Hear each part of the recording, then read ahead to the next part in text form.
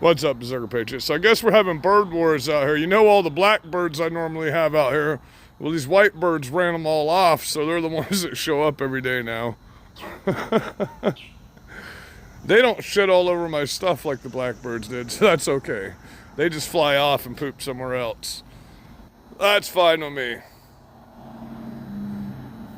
These dudes are cool as hell, though. Look at how fucking weird they are. Make their body make sense to me.